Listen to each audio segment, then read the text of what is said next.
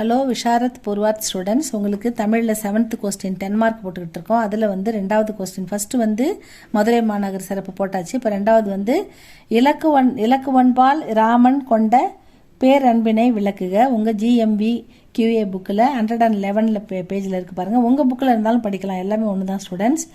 இலக்குவன்பால் ராமன் கொண்ட பேரன்பினை விளக்குக. ராம் லக்ஷ்மணர் கேள்விப்பட்டிருப்போம். அந்த லக்ஷ்மணர் மீது கொண்ட அன்பை தான், ராமர் கொண்ட அன்பை தான் இதில் கேட்குறாங்க. ராமனும் இலக்குவனும் ஒருவர் மீது ஒருவர் மிகவும் பேரன்பு கொண்டவர்கள். அண்ணனுக்கு இல்லாத வாழ்வு தனக்கும் தேவையில்லை என உதறி தள்ளி ராமனுடன் கானகம் சென்றவன் இலக்குவன். ராமன் இலக்குவனிடம் கொண்ட பேரன்பினை விளக்கும் ஒரு நிகழ்ச்சியினை காண்போம். ஜடாயுவுக்கு இறுதி கடன்களை செய்துவிட்டு முடித்த பின், ஏன்னா ஜடாயு வந்து சீதையை வந்து ராவணன் கடத்தும்போது ஜடாயு வந்து தடுக்கும். அப்போ அதை அவன் வந்து தாக்கிடுவான் பலமாக ராவணன். அது அடிபட்டு கீழே விழுந்து இறந்துடும். அதுக்கு முறையாக அடக்கம் பண்ணுவாங்க ராமனும் லக்ஷ்மணனும். ஏன்னா சீதைக்காக வந்து தடுத்து போராடி இருக்குது அப்படின்றதுக்கு பண்ணுவாங்க. அப்போ ஜடாயுவுக்கு இறுதி கடன்களை செய்து முடித்த பின் ராமனும் இலக்குவனும் சீதையை தேடி புறப்பட்டனர். செல்லும் வழியில் ஒரு சோலையில் தங்கினர். சோலை அப்படின்னா ஒரு சின்ன பூங்கா மாதிரி அழகாக இருக்குது, அதில் தங்குறாங்க. அப்பொழுது ராமனுக்காக தண்ணீர் கொண்டு வர சென்ற இலக்குவனை கண்டு அயோமுகி என்னும் அரக்கி காமுற்றாள். அயோமுகின்ற அரக்கி லக்ஷ்மணனை பார்த்து அவன் மீது விருப்பப்படுகிறாள். அடுத்த பேஜில் இருக்கு பாருங்க. தன்னை மனைவியாக ஏற்க பலவாறு வேண்டினாள்.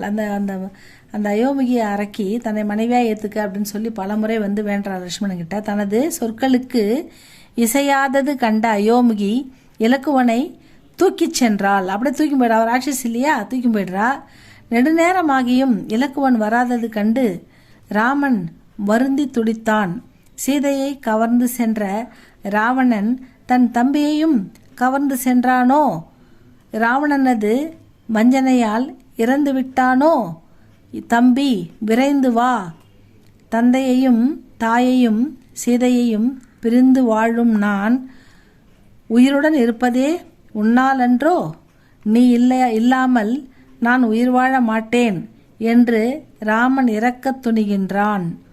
அப்பொழுது இலக்குவனால் மூக்கறுபட்ட அரக்கி எழுப்பிய பேரொளி கேட்டு தம்பி நலமாக உள்ளான் என அறிந்து ராமன் மிக்க மகிழ்ச்சி கொண்டான். இதான் ராமன் வந்து இலக்குவன் பால் கொண்ட அன்பினுக்கு ஒரு சம்பவத்தை உதாரணமாக சொல்லியிருக்காங்க. இதை ஈஸியாக நீங்கள் எழுதலாம் ஸ்டூடெண்ட்ஸ்.